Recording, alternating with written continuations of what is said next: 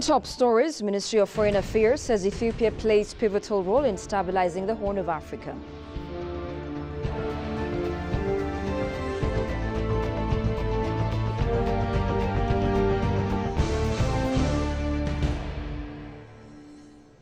And Scholar says Ethiopia's efforts to address its landlocked status reflects the broader challenges faced by other countries worldwide.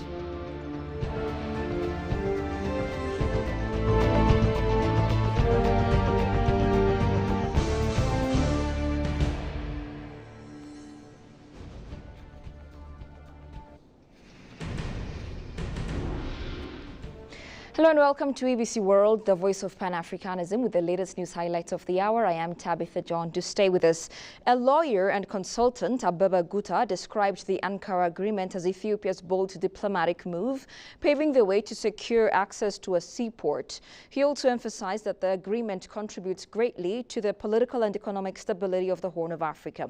As securing access to the sea outlet remains crucial, Ethiopia has consolidated its peaceful efforts to realize the nation's long-term strategic interest through fostering collaboration with neighboring coastal nations. Currently, Ethiopia and Somalia have reached an agreement following Turkish-mediated negotiations in Ankara, marking a breakthrough to ensuring Ethiopia's access to the sea.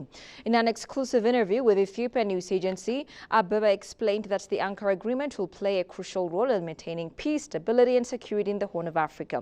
Abeba also reminded Ethiopians that the issue of a sea gate is a long-term national interest, one that requires unity and commitment to safeguard the country's future. He concluded by affirming that Ethiopia's efforts to promote regional cooperation through shared development, peace and stability will only strengthen ties with its neighbors.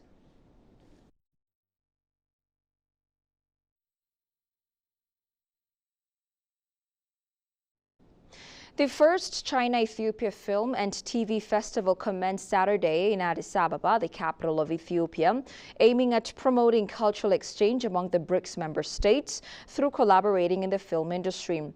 The groundbreaking event marked the establishment of a new partnership between China and Ethiopia in the creative industry, with a special focus on introducing each other's films, strengthening cross-cultural exchanges, and sharing knowledge, technology, and experiences. Speaking at the event, Chinese ambassador to Ethiopia, Chen Hai, said, as ancient civilizations, both China and Ethiopia boast a long history, splendid culture, beautiful natural scenery, and diverse ethnic customs that can potentially help them produce high-quality films, dramas, and TV shows. The festival is believed to serve as a platform for cultural exchanges and allow filmmakers from the BRIC member states to work together, share experiences, and present their works to global audiences. Shiburu Mamo, Director General for Public Diplomacy of Ethiopia's Ministry of Foreign Affairs, emphasized the significance of the festival in strengthening people-to-people relations among BRICS member states through their movies, plays, and TV shows.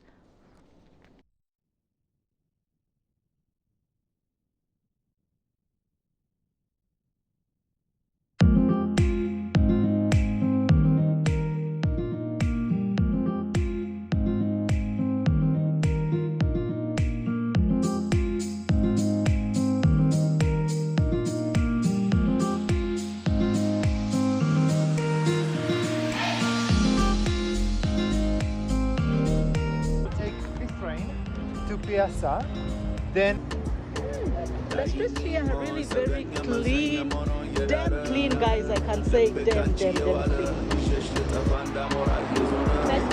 Nice to meet you. How are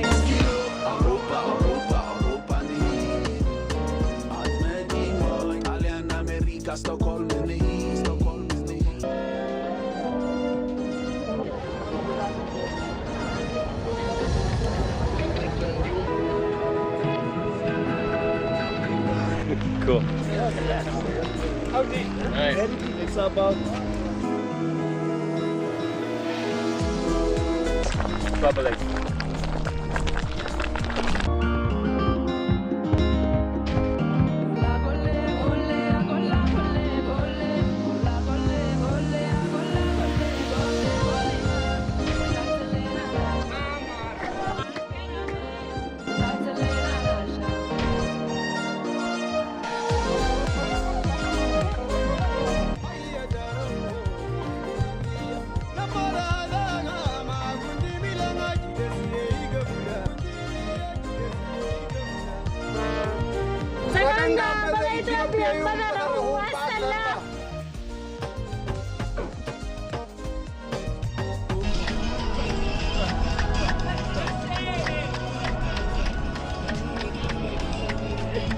ፈጣሪ ቸርነት ይኸው ደረስን።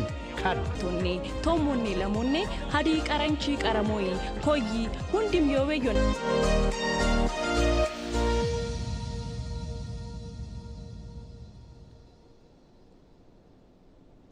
Welcome back. The Horn of Africa remains a linchpin linking global trade routes and holds immense importance for peace and stability.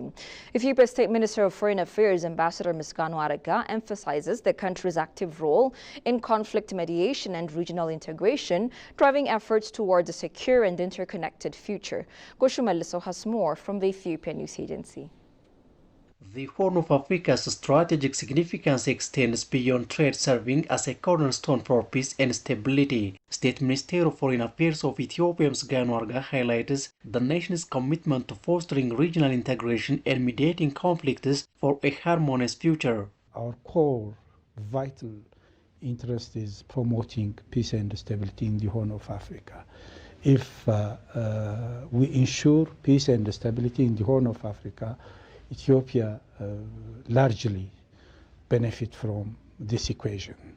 So, cognizant of this fact, Ethiopia has been hugely investing on the peace and stability agenda, resolving conflicts through peaceful negotiation and mediation.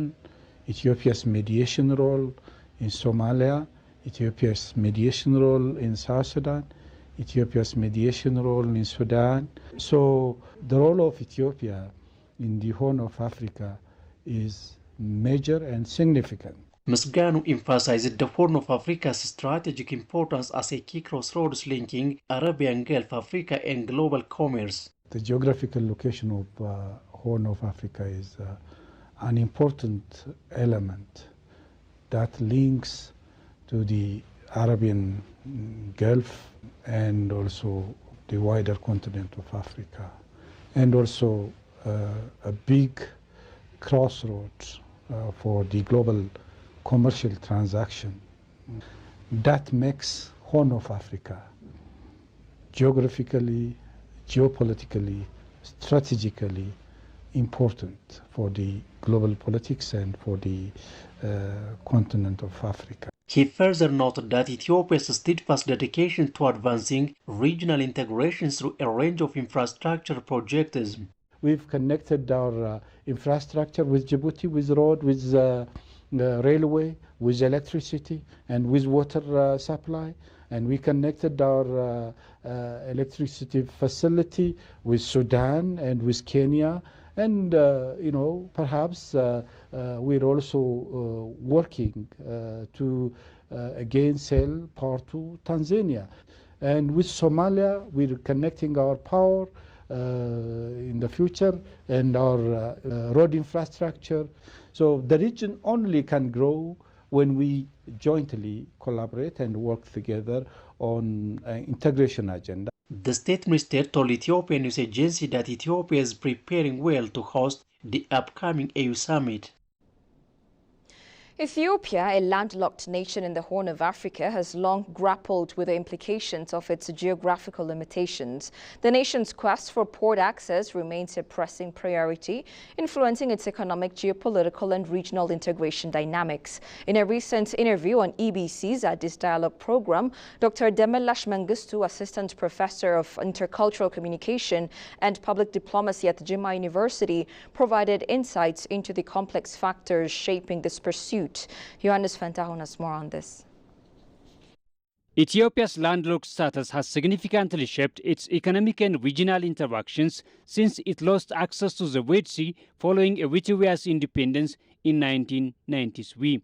With no direct coastline, Ethiopia relies heavily on Djibouti for port access, handling over 90% of its import and exporters.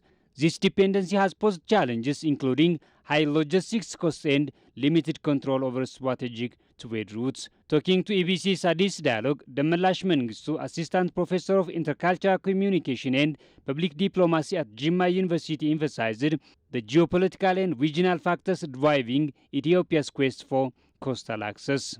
Ethiopia became a landlocked country in 1993 when Eritrea gained independence. As a landlocked nation, Ethiopia has faced different challenges in exporting goods. We don't have our own port, we don't have our own maritime opportunity. Therefore, we began buying or renting others. This by itself has a direct impact on our economic activities. And access to international market to the country is highly influenced or impacted. So this has a direct relationship with the being landlocked. Ethiopia's reliance on neighboring countries' port infrastructure and access comes at a financial and strategic cost, impacting its trade competitiveness and economic growth. This dependence has also hindered the country's aspirations for deeper regional integration and economic cooperation. According to Damalash, being landlocked has a direct impact on Ethiopia's economic situation, increasing import and export costs and limiting the country's ability to fully engage in regional economic initiatives. This has a ripple effect on Ethiopia's integration into the broader Horn of African markets. The first impact is trade limitation. Our trade culture was or is highly limited. For the past 3-4 decades, our export and import activities were highly limited. This being landlocked has actually significantly impacted our economic activity. That's number one. Dependency on neighbors. Maybe the third one is our foreign investment highly limited as a result of this being landlocked. In short, Ethiopia's being landlocked status has created different and lots of problems. Ethiopia's efforts to address its landlocked status reflects the broader challenges faced by landlocked developing countries worldwide. As the nation navigates this complex issue, its strategies and partnership will play a crucial role in shaping its economic future and regional standing.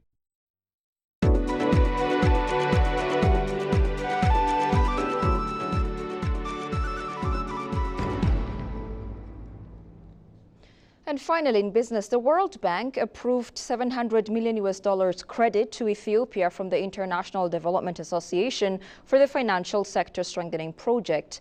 This project aims to enhance the stability of the country's financial sector. The World Bank pledged to significantly scaling up its support for Ethiopia's financial sector. The project is designed to tackle these issues head-on by modernizing the regulatory and supervisory framework of the National Bank of Ethiopia, supporting governance reforms, balance sheet restructuring and recapitalization of the Commercial Bank of Ethiopia, and transforming the Development Bank of Ethiopia into a sustainable development finance institution. By strengthening these key financial institutions and modernizing the financial system, the project will contribute to the country's economic growth, according to the World Bank. Mariam Salim, World Bank Country Director for Eritrea, Ethiopia, and South Sudan, stressed that this project reflects the commitment to promoting economic stability and inclusive growth in the country. By focusing on key areas that need improvement in the financial sector, the project aims to support a financial system that can better support the diverse needs of all Ethiopians. This is according to the World Bank.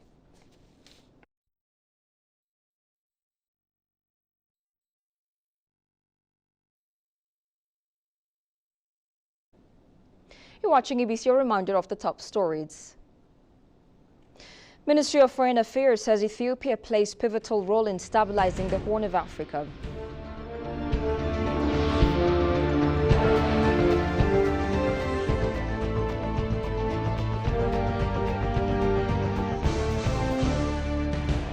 And a scholar says Ethiopia's efforts to address its landlocked status reflect the broader challenges faced by other countries worldwide.